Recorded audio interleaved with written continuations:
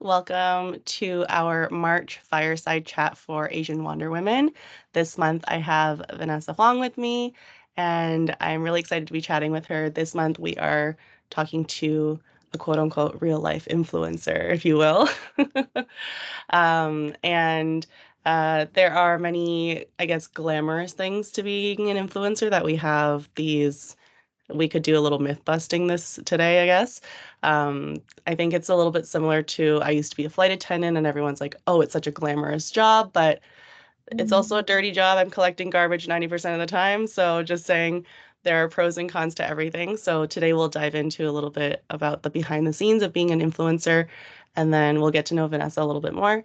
So I'm just going to throw it over to you, Vanessa, and you can introduce yourself, where you're currently located, and just tell us a little bit more about you. Okay, so my name is Vanessa Huang, and right now I'm located in Jakarta, Indonesia. I just moved back from Taiwan last year. So before this, I lived in Taiwan for 6 years, and in September 2024, I moved back to Indonesia. Yes, and the reason why because I want to save costs on living, so I can just um, use more of my money to travel because even though I live in Taipei, Taiwan, I'm not really there. Like I'm only there as a base, like 3 weeks per month, 2 weeks per month. And sometimes I can live for 2 months and it just doesn't make sense to pay rent and everything where I can be somewhere in the world that is just more affordable. Yes. What was the original reasoning for moving to Taiwan? To study Chinese. Ah, okay. I did not do a very good job as well, but also to study abroad because in Taiwan, there's a lot of scholarships if you're looking for a bachelor, and I think it's quite nice. I really love my time studying in Taiwan. Yeah, actually Taiwan Mhm. has I both complain and like praise Taiwan for this, but they treat foreigners really well. And Mhm. so there's actually a lot of free education for foreigners. So there's like scholarships for language programs, scholarships for bachelor, scholarships for master's programs even. So you can Yeah. really get a really fully funded education if you want to do it in Yes. Taiwan. Yeah. Mhm. And so Yeah. you studied for like a year and then you just continued living there? No, I studied for 4 years because it was a Oh, bachelor. Yeah. okay. And then after that, I got a job in Taipei. Taipei. So before that, I studied in Taichung in Fengjia University. Yes, on my third year, I got a full-time internship in Taipei. Yeah, so I moved to Taipei, finishing my uni there with the internship, and then got a job in my internship. And while I'm in Taipei, I started my content. Okay. Yeah, Yes. actually that's when I think like outside of Asian Wonder Women, that's when I first discovered you. I think one of my most memorable videos of your time in Taiwan was you posted about this like giant playground in Taipei or the Taipei area.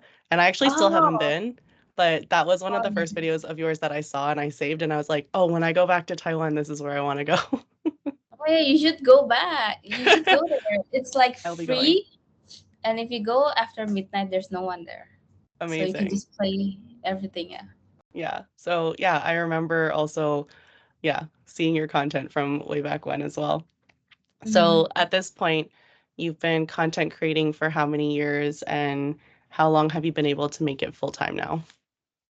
Okay, so Mm, I have only started to focus, like really give my attention and time on this in probably 2 years ago. Yes. And while I'm doing that, of course, in the beginning, you will not make money at all. While you're just getting followers, getting engagement, getting brands to know you, you won't get any money at all. So I was doing freelance at the same time while growing my channels. And I've started being full time when I leave Taiwan. Okay. So that's September last year. So it has been only 6, 7 months. Yeah. Okay. Okay. When you were doing freelance, this was doing like freelance social media? Yes. Freelance social media. And sometimes when I was still in Taiwan, there's a lot of like very unique freelance opportunities. Like I got a few production jobs because Before I went to freelance, I actually work in a marketing agency where they do production. So I knew a few people that's doing production. So when there's like small projects, they will just invite me.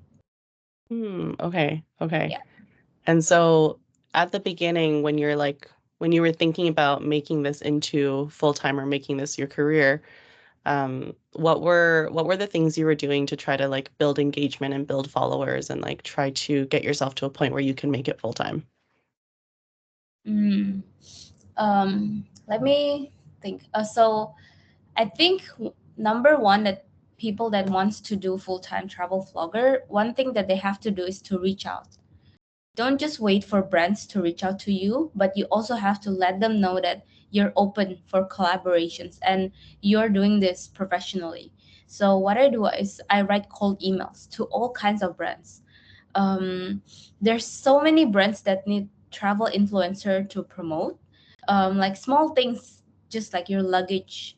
um, Even as a creator, all the creator equipment, those brands, they also need influencers, like your microphone, your camera, your travel bag, everything. So I think number one is you have to reach out, and reaching out does not mean like sending 30 emails and then wait, but you have to send hundreds, like hundreds of emails and hundreds of follow-ups. And I think my secret is I don't only send them emails, but I also DM them in Instagram. And Mm. I don't have the rates, but I think it's like 50-50. Like 50% of them responded through Instagram and 50 is by email. I actually Like you think never know. those statistics are not bad. 50-50 is not bad. Yeah, that's why I still do both, even though it's like double the work. But yes, Okay. I think number one is that, and then number two is educate yourself. I do think this is kind of a new job. There's no like university for you to learn about being a creator or anything. So what I do is I like to join like webinars or buy ebooks, or just there's so many content on YouTube you can Yeah. spend time on. So yeah, I think that's worth to try, because at the beginning I did try a lot and join webinars, even if they're like in the US and I had to do it at 2 a.m. I still try. And I think those small efforts really did made an impact. Yeah. I was gonna actually, Mm. you touched on what I was gonna ask, which is I see a lot of content from creators of being like, I've created a booklet or I've created this like 5-step instructional on how to do this, on how to become an influencer, how to gain followers, how to, maximize the algorithm, all these things. So you think that it is important to invest time into looking into those resources. Yeah, I do think so. Yeah, and a lot of them did work. I think there's one creator that really helped me. She gave us like a PDF to write your pitch scripts and how to write them, how to pitch to brands, and they really work. Mm, And I did pay for the class.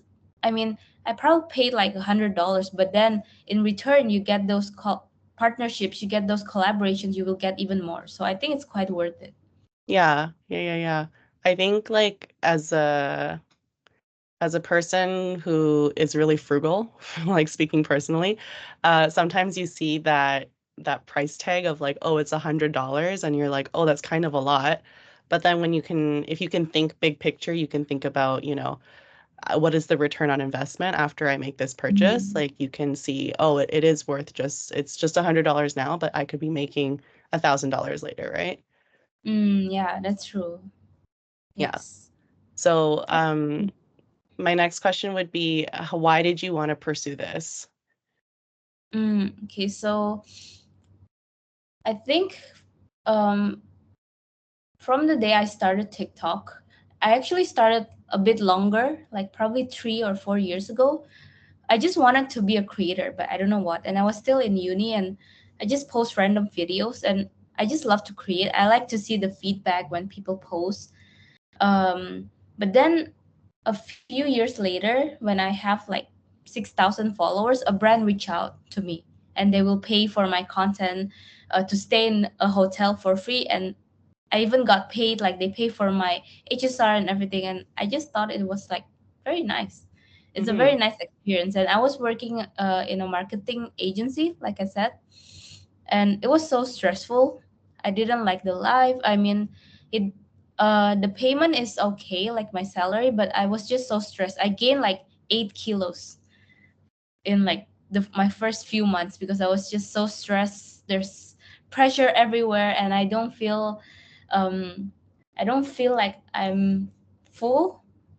Like every day is the same, and I'm just doing Yeah. this for someone else. Yeah, that's why when I saw there's an opportunity, if I just grow my content, like 6,000 followers can get me one collaboration. What if I grew to even more? Mm-hmm. So then Uh, at that point you started to see like do you, I guess today, do you have to do less cold calling and do you see more brands reaching out to you or you still do a lot of cold calling? yes, a lot of brands will finally reach out. That's great. Yes. Hmm. That's a good change. Yeah, I think eventually things will get easier, but still, it won't be easy until a certain point. Yeah. I also Yeah, think that this is kind of as like a content creator, travel vlogger, it's one of those jobs that people see as like, oh, their life is so easy because they just travel, right? yeah. And you don't think about a lot of the behind the scenes. I think because I've considered pursuing it at some point, I still have like one foot in, one foot out.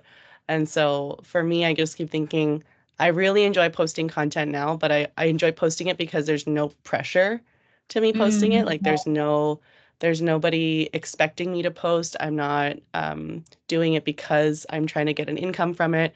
I'm not trying to look for sponsorships. And so it's still mm, quite like flexible and easy. And if I don't want to post today, I don't have to.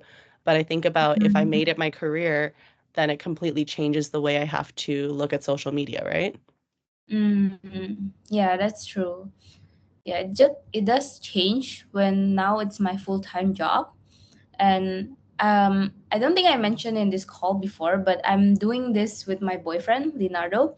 He's actually he's always in my video, especially in YouTube. Um, and he joined.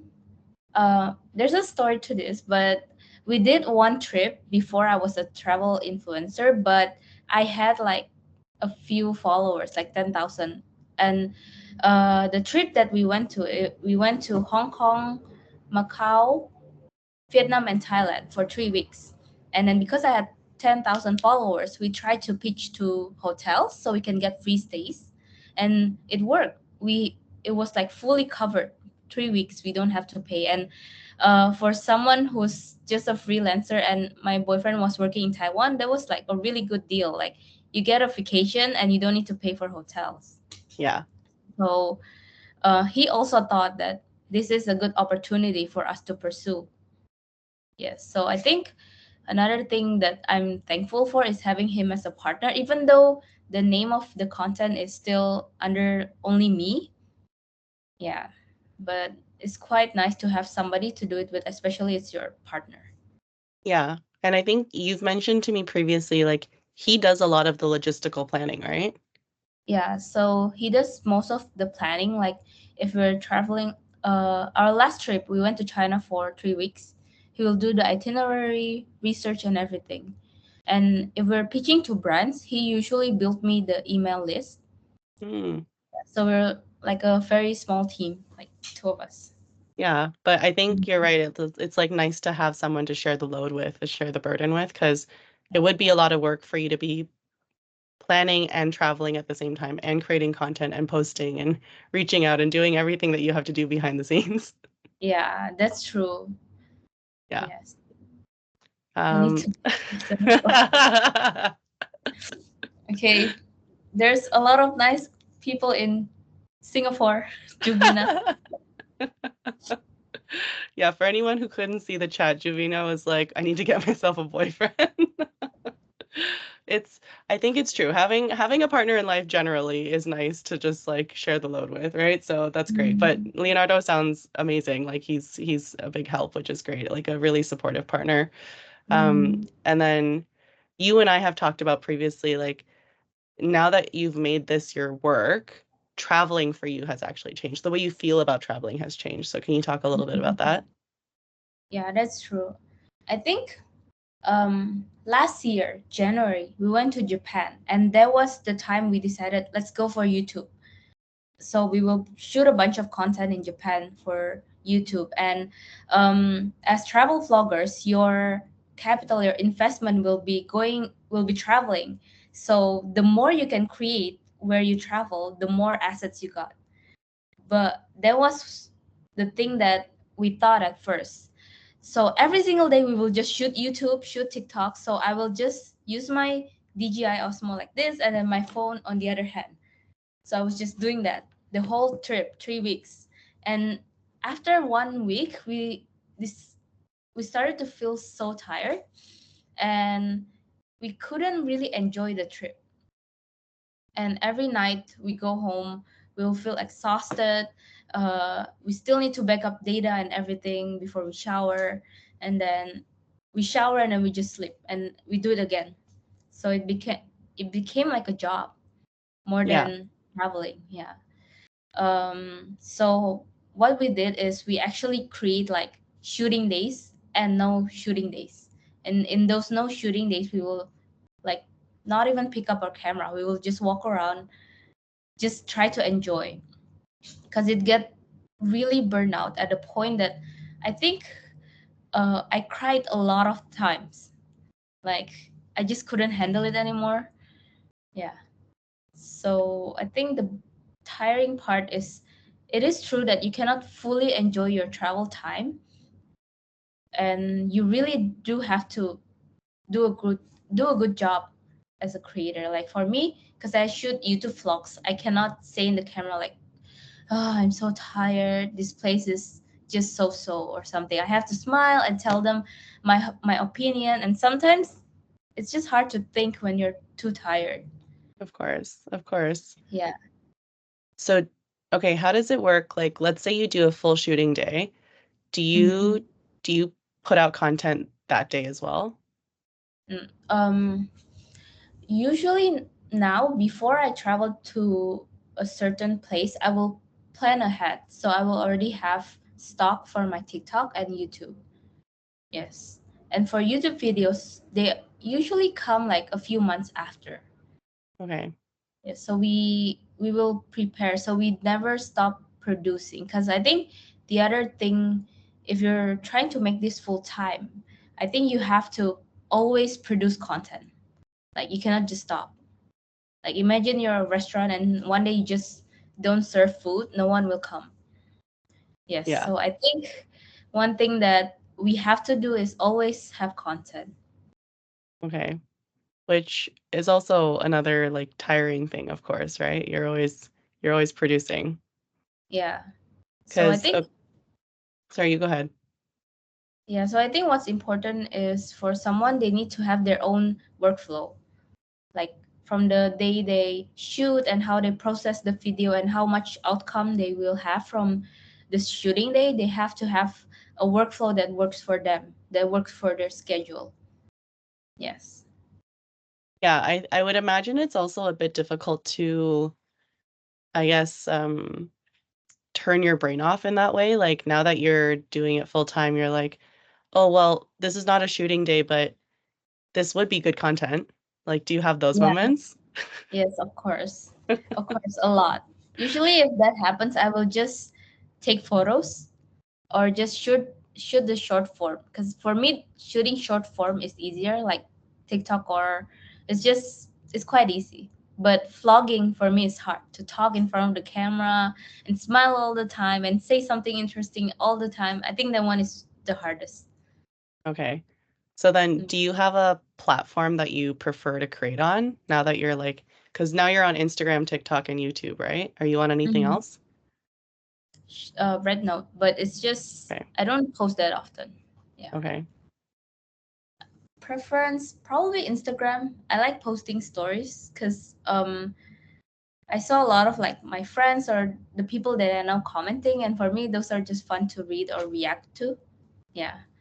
In TikTok, there's not much interaction. You just post and they will comment, but it still seem kind of distant. But in Instagram, Okay. sometimes you chat with like your friends, or like even sometimes I replied your DM, Mhm. like you will talk to people, not Yeah. just strangers. Yeah. Yeah. Yeah. Yeah. Yeah. So now that you've been doing this for a little while, do you have a favorite collaboration you've had or a favorite sponsorship? Mm, favorite collaboration. Probably one of my most proud one is with Insta360, Mm-hmm. like the small camera, and Yeah. Yeah. also the Yeah. 360, because I always wanted that, and I did reach out to them multiple times and got rejected. But then one day I tried reaching out again, and they suddenly say yes. So I just felt so happy because I always wanted that camera, and it's quite expensive. Yeah. So I think that is one of my favorite, especially the 360 one, like the one where you can shoot everything. That one was fun to shoot because there's so many creative things you can do with it. Yeah. Has your relationship with like video production changed? Like, is it becoming a passion of yours or anything? Mm. I think yeah, I think it's quite fun producing videos, especially if you see the results. Because I have editors editing my YouTube video.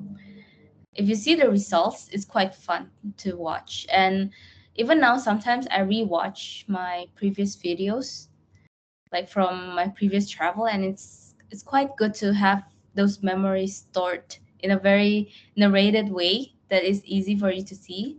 And number two, it also makes money, so I think it's quite good. Yeah.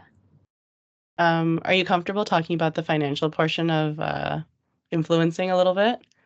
I'm curious, just like on the different platforms, I guess, which ones are monetized and which ones are making money, or which ones are like making the most money, and yeah.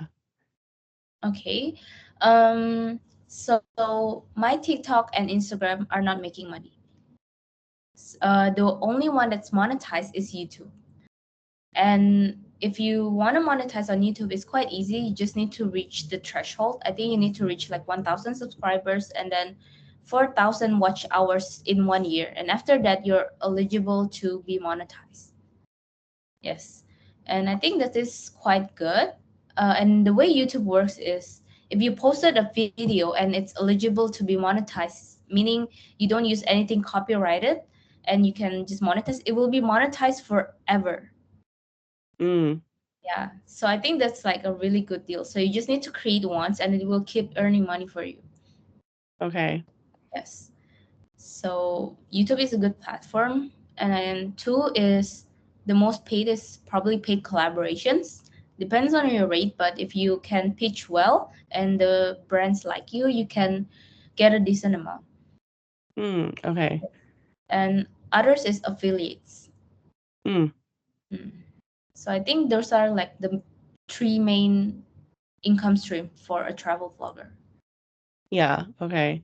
And I guess you have to consider not everything will be like cash in hand. Like when you Hmm. get a free night stay, that's also considered a form of payment. Yeah, Yeah. especially if you're filming to like a country. If you have to pay for your stays for 3 weeks, then you will need to spend even more. So I personally don't mind if the hotel don't pay and they give you like 3 nights because it really helps, especially if you're in Japan or South Korea where the accommodation are very expensive. I think Yeah. yeah, that's very good. Yeah, I think about this a lot in terms of like what are the biggest costs while traveling? And initially you might think it's the flight, which sometimes it is. Like if, for example, if you're flying from South America to Asia, it's extremely far and it's extremely expensive. But once Mm-hmm. you get there, usually the cost of living is lower in Asia in most Yeah. places. But if you're gonna travel for like, I don't know, a month or more, even like 2 weeks, the thing that really adds up is every night you have to pay for accommodations. And Yeah, that that's really adds up very quickly. yes. Yeah, Yeah. I do realize that, especially in East Asia, unless Mm, China. China is quite affordable, I think. But Japan, oh my God, it's so expensive and the room is so small. yeah. Yeah. You're living in a little shoebox. Yeah. And I think one thing that I want to share that I didn't know before is in some countries, when you got a deal with hotels, you actually have to meet the manager or the Oh, marketing manager. Yeah. So you have to like spare time. Um, so usually on our check-in dates, we cannot shoot because we have to meet up with the person and probably talk a little bit. And yeah, I think that is one thing that I didn't know. And some hotels, they can be a bit more intense. uh, they like to like really, they give you a schedule that you have to follow. Yes, so you cannot really go out by your own, but you have to follow the itinerary that they give you. So it's different every time. So you have to be quite flexible with your schedule, especially if you're working with a certain hotel or brands. can you give an example of like what the itinerary would include? Like why would a hotel have an itinerary for you? Like they want you to look at the amenities or what is it? Oh, okay. So there's this one hotel in Indonesia. They're focusing on F&B.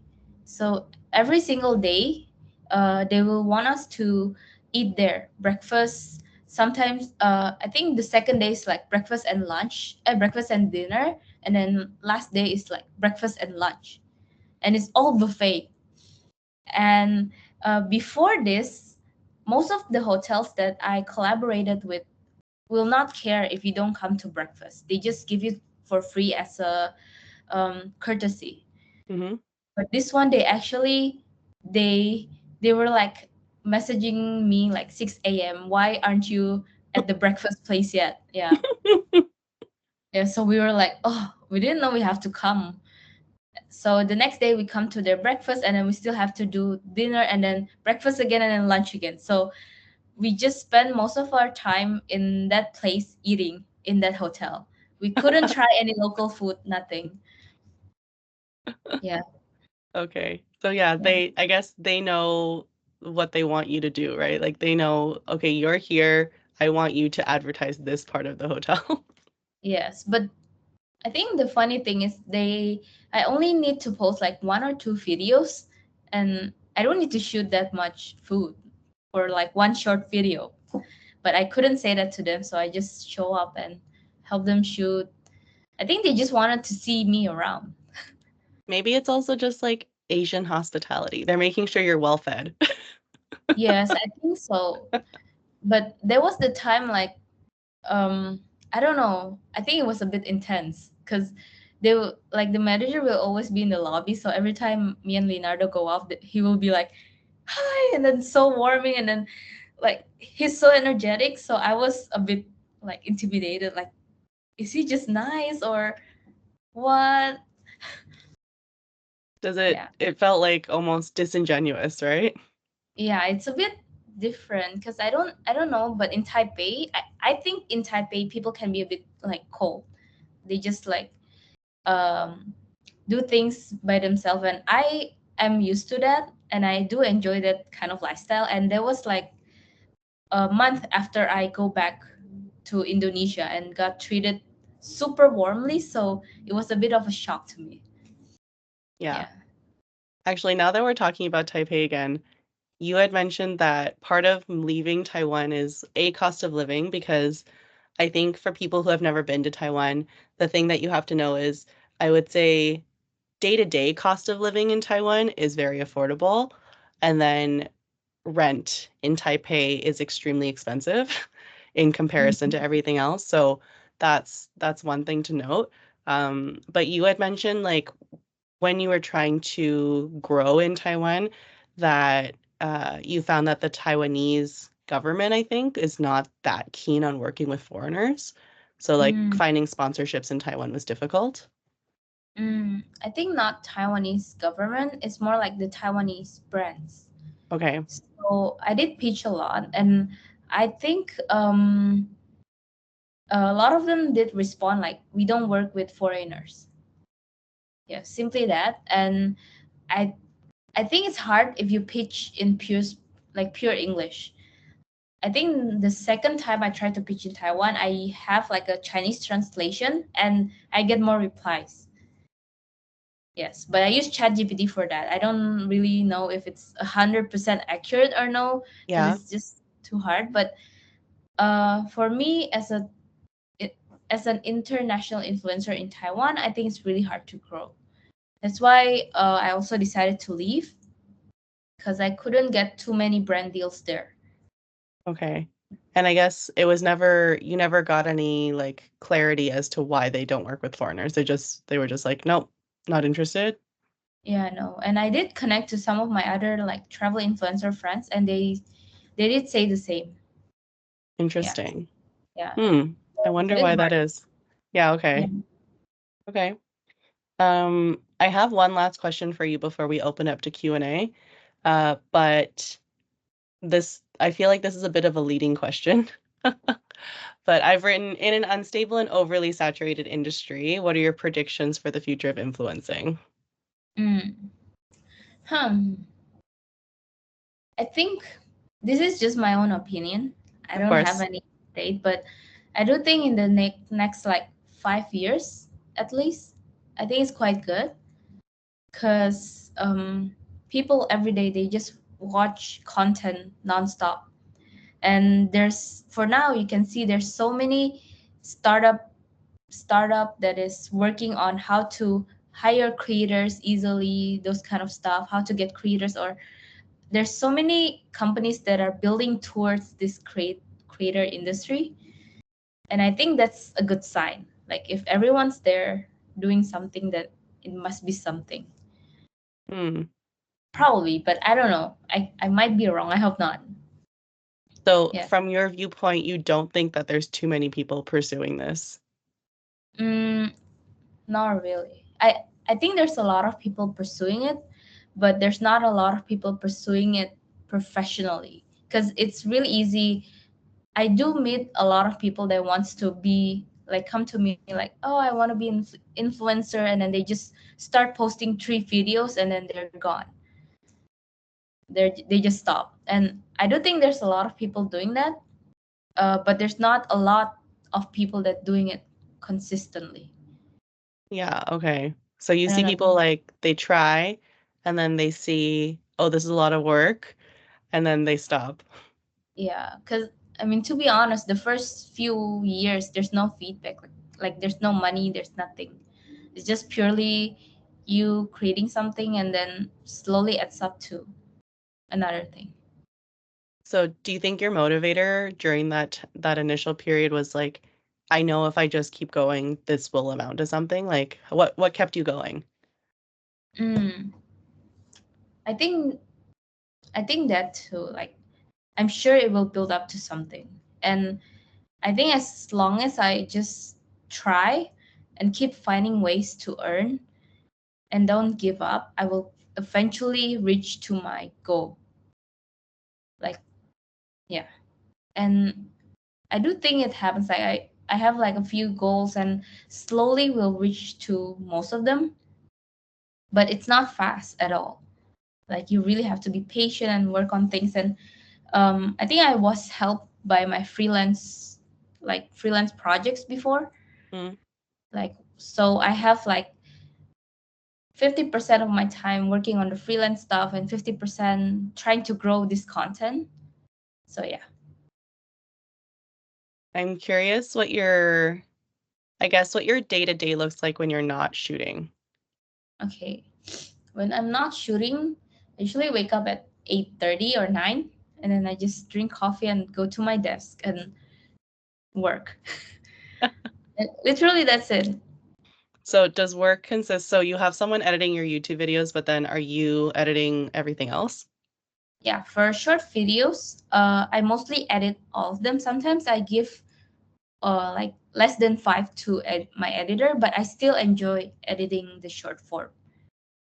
And usually right now I'm trying to create a lot of like content bank.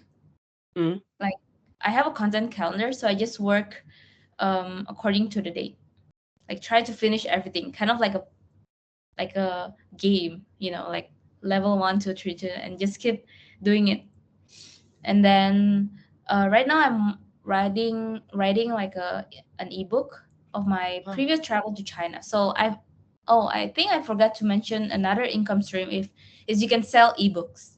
Mm. And I sold my first ebook of some countries in China. I think it's Zhangjiajie, Chengdu, Chongqing, like those most visited one. And I think they sell pretty well. So I'm doing another one. So yes, selling ebook is also another income stream. And I'm trying to write blogs, but that is the least prioritized. Okay. Yeah. Okay. Is it just because it's like not something you're as interested in? Yeah, I think so. And also I don't monetize my blog. I think Mm. I just have it as another platform because I think if you have a lot of platforms, most likely brands will find you professional. I don't know if that makes sense. Yeah. It's Yeah. like they see that you're pursuing a lot of different avenues, I guess. Yes, I think so. Yeah. Okay. That's mostly it for my questions. So I'm opening up the floor to Q&A for anyone in the room. So yes, yes, Lydia, hit us with the Oh my gosh, questions. I'm so excited to ask my questions. And I'm very grateful to that both of you are friends. Thank you, Nessa, for sharing. I also really just like really admire your work ethic. So it's really cool to see like how you've grown these last couple years. Okay, so my question is really about like how much thought you've had to put into like building your personality on YouTube, because I know that like different content creators kind of have different things that like make them like shine, and for some people it's like personality and humor. And I know I've consumed some of your stuff, and I think you're really good with like expertise and like actual travel logistics and operations. So I'm wondering if you like became aware of that and you like leaned into it, and if there's any other way you like want to pivot in how you like show up for your vlogs. Mm, okay. So for YouTube, I think what you're saying, Lydia, is quite correct because I think what's good why people watch my content is because it's informative. So I try to be informative in YouTube as well.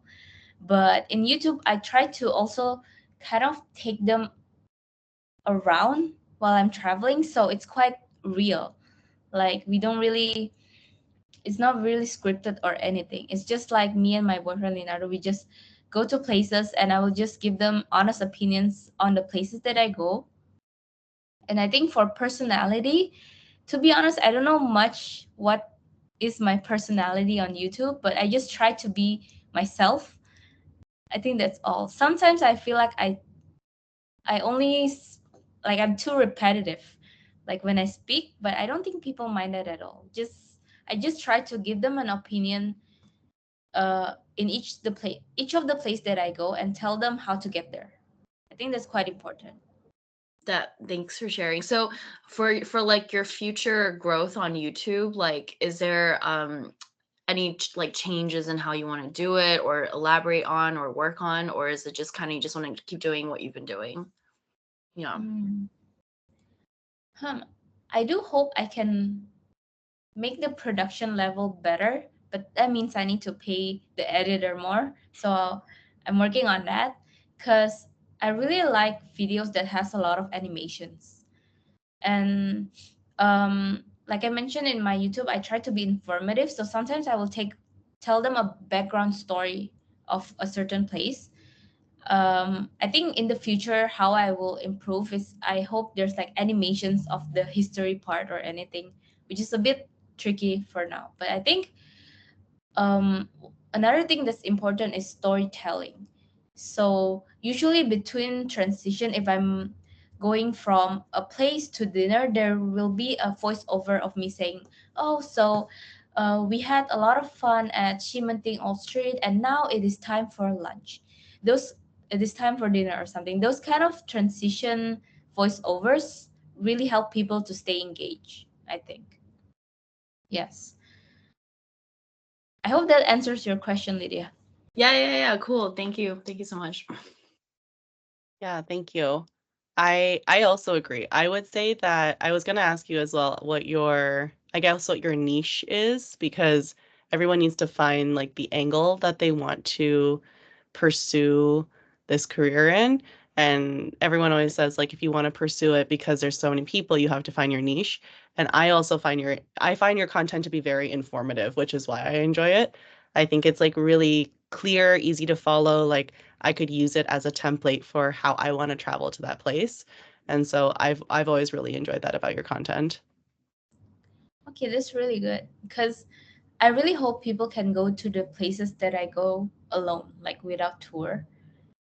Yeah, because I don't know how it is in the States, but people in Indonesia, they mostly only want to go outside the country if they go with tours. Like there's so many people that are scared to go alone. So I Mm. do hope from my content they can actually go without any help. And I think it's personally I like going alone. Like if you're going with tours, you have to follow certain schedule and everything. Yes. And actually, maybe this is a good tip for people who I guess are afraid to do a little bit of more solo travel. I've always found it really useful to go to a city and then you can always look up a like a free walking tour. And it's up to you if you want to actually join it. Sometimes it's really nice because you have someone guiding you who has the knowledge and expertise to walk you through all the different areas. But also, they often put up the itinerary, and then you can visit those and do your own walking tour on your own timeline as well. And usually, the walking tours will hit up like the most famous or the most touristy or like the most Mhm. well-known spots. And so that's also a good way to research like where do I want to go and how do I want to schedule my day? Because often it's logistically a good route as well. And so you can use that to kind of plan your own route and plan your own little tour. Mm, that's a very good tip. Hmm. Mm. Um, does anyone else have any questions while we're in here? Just want to open the floor.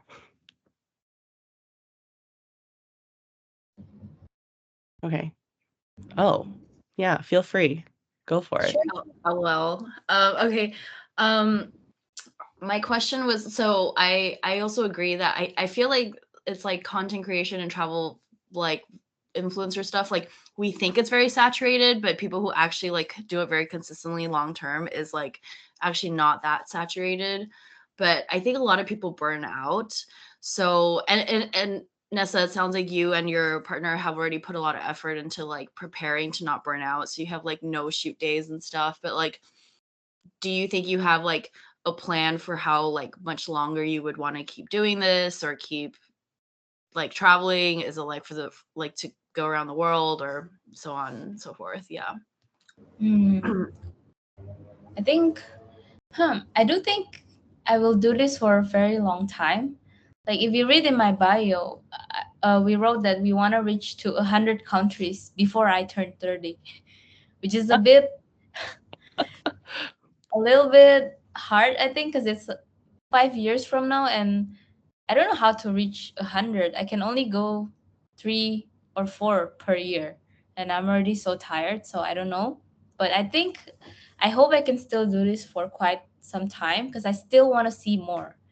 I feel like the more places I go, the more I feel I haven't seen everything. I don't know if that makes sense. Like I feel like there's still so much things to see, even though I've been to a lot of places.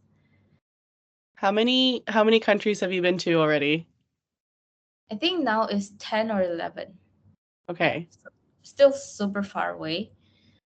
And even per country, sometimes I stay for 3 weeks to a month. You can go to so many places, but still you haven't gone to all of them, especially bigger places like China, for example. I went there twice and 3 weeks to 1 month each, but I still have to come back to explore more. Yeah. So it's quite hard to not return to a country as well. Hmm. Yeah. I think Kind that of never ending. Yeah, it's like never ending. For me now, I really hope I can visit the Middle East because I'm so interested to see like Egypt or Jordan. But I heard it's also very hard to travel there as a female traveler and with the scams and everything, so I'm a bit scared.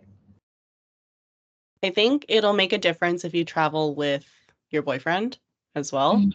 Mhm. Like for example, I went to Morocco in 2022, 2023, and I was couch surfing at the time, but I was couch surfing with locals, of course, Moroccans. And I remember when I went out to go to the market, my host was with me, but he kind of like gave me some space to explore on my own, but he was nearby. And then he overheard me haggling with one of the shop owners, and the shop owner gave me a price, and my host was like, "Whoa, that's too much." So he came over and he was like, "Excuse me, this is my wife." And then the shop owner was like, "Oh, sorry, sorry, sorry." And then he like gave me the local pricing. But I also think, yes, it helped that he was a local, but it also helped that he was a man. Sometimes, Oh, like in yeah. certain areas of the world, obviously, when you travel, it's different when you travel as a solo woman. So like just having a man present can make a big difference sometimes. So I Okay, think okay. having Leonardo there will help. Yeah. Okay. That's good Mm-hmm. to know. Mm-hmm. Lydia, did you have more questions? Yeah. Yeah. Sorry, I can really keep going. Okay. What's your biggest I'm assuming you watch other travel creators, but what's your biggest pet peeve that you don't like and that you don't want to like do in your own content? That's a very good question. But I haven't thought about this. Give me a little bit of time to think. Oh yeah, that's fine. Or it doesn't have to be what other people do that you don't like, but like if you have anything that you personally don't want to do in your own content, because like for me, I think a lot about stereotypes and how sometimes people like make videos just for clickbait or to like or Oh it yeah, perpetuates yeah, certain stereotypes and stuff. But I don't know if this is like something you think about or care about and stuff like that. Yeah. yeah, definitely. I think if somebody created a video that is too clickbaity, I don't personally like that. And especially if it's super different than their thumbnail or anything, because I try to make a real content. Like I want people to know what they will be up against when they visit these places. So I hope sometimes when I watch other travel creators, I hope it's like that, but I don't think everyone is doing that. Yeah. But I couldn't think of anything else, Lydia, for now, like for the other pet peeve. But I do think I appreciate other travel creators that keeps it real, especially if they are in the niche of keeping it real. Like I hope they don't lie. Yeah. Yeah. I think finding people who keep it very real consistently is very difficult because I've noticed a lot of creators will just like do things just for likes and views and like will Mm, like make drama in their life and stuff, and then it's not really yeah, about the travel anymore, you know? Yeah. yeah, that's true. That's true. Yeah, with the drama, and I do think um a lot of influencers, especially female, they will expose their body and they will really, really get you a lot of viewers. And I try not to be liked for how I look, but more for what I create. So, yeah, that's just my point of view. Actually, on that note, do you find that you have a lot of like followers or people watching and that are like making a lot of comments on your appearances? On your appearance, Mhm. sorry. Mm, I think, yeah, for sure. Sometimes there's like dudes saying like "Hi, gorgeous" or something from my DM, and I never really respond. Actually, some people did offer me to be their sugar baby. Yeah, yeah, but I never respond. There are all sorts on the internet. So many. Yeah, And then I there. was also curious along the lines of like Lydia's questioning, do you have favorite content creators that you watch a lot, or like do you find because you're creating content now you don't have as much time to consume content? I actually consume a lot of vloggers, travel content because I feel like I gaining inspiration from them, from the way they narrate a story or just the places they go. My favorite will be Kara and Nate. I don't know if you guys know. Mhm. I've Yes, uh, they're pretty good. They're like a couple travel vlogger. And they're yeah, also like also very informative with their stuff too. Yeah. yeah, and their personality is very, very lovable. I don't know. I love them, and also Yes Theory and Jen and Anne. I think this is my top three. I'll watch a lot of them. I think uh you get attached to them, as travel vloggers. Like you watch them every week, and I'm just always curious where they go. Claire and Peter. Okay, I will look that up later. They only do short form, but they're so funny. It started out as a 1 year trip, and now they're on like year 4 or something. So yeah, but they're really good. With they've got like they went viral because of the Insta 360, and they did some funny videos. Oh, okay. I'll check them out. Um, This is so interesting that so many of these like content creators, their names are just their names. Like they don't have like a fancy new branding strategy or anything. It's just their name. So I'm like, I just feel like we're talking about our friends like Kara and Nate. I, we're just Hmm. hanging out with Kara and Nate. Yeah, that's true. But actually, like one of the branding class that I took did suggest us to use our own name Mm. rather than like traveler Nessa or uh Nessa something, because it's easier for people to differentiate you. That's what the class said. But Do you have any I guess last minute tips and tricks or like lessons you've learned over the last 6 months that you want to share with us? mm, I think if you guys are keen to become travel vloggers, I do think it's worth to try, because if you love traveling, it's quite a nice life. You can really go to places, and for me, I can never afford living in luxury hotels or eat a five-star buffet or something. But because of this job, it allows me to um, have all of those experiences. So I think that is such a blessing. uh, and if you guys want to pursue, I think you have to do a lot more work than you might think, because as you said, Justine, a lot of people glamorous this lifestyle, but um, a lot of people said they're stuck in their 9 to 5. But the truth is, I think for me, I work more than 9 to 5, sometimes Mm. like 9 to 9 or something.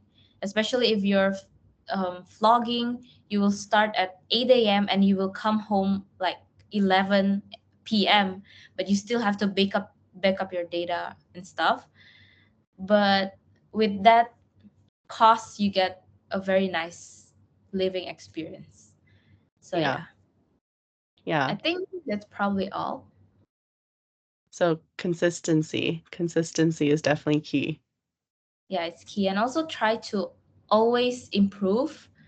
For me, I at the beginning, even until now, I still try to improve, like in every aspect. For photos, I try to post a lot of high quality ones now. I used to take only with my phone and just post, but now I try to edit them and make them as like very nicely, because I'm trying to do this professionally, so you really have to treat it as a career, as strict as you are if you're working in a big company, I think. Yeah. And probably if you are full time, no one will boss you around, so you have to be very disciplined as well.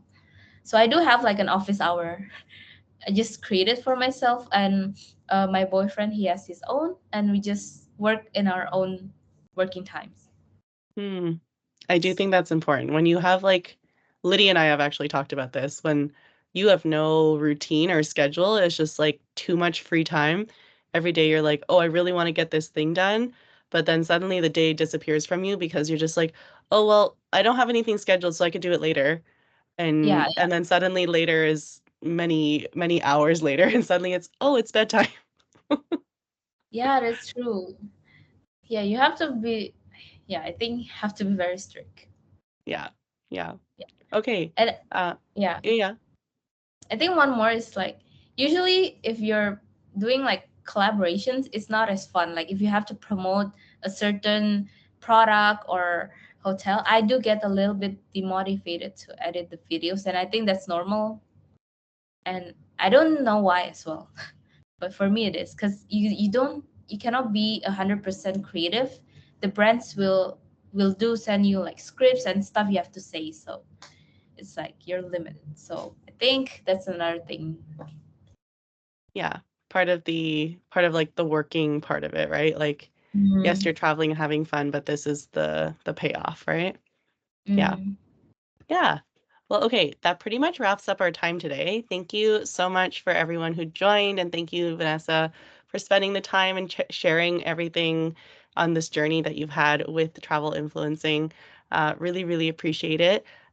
Just before I stop recording, I'm just going to quickly mention that in May, we do have the Asian Wonder Women Travel Summit coming up in Singapore. It's going to be May 2nd and 3rd. So if you're in the area or if you're interested, tickets are on sale and I will be there. So would be very, very glad to see you there and meet you all. But otherwise, thank you so much for joining for this March fireside chat, and we'll see you all next time.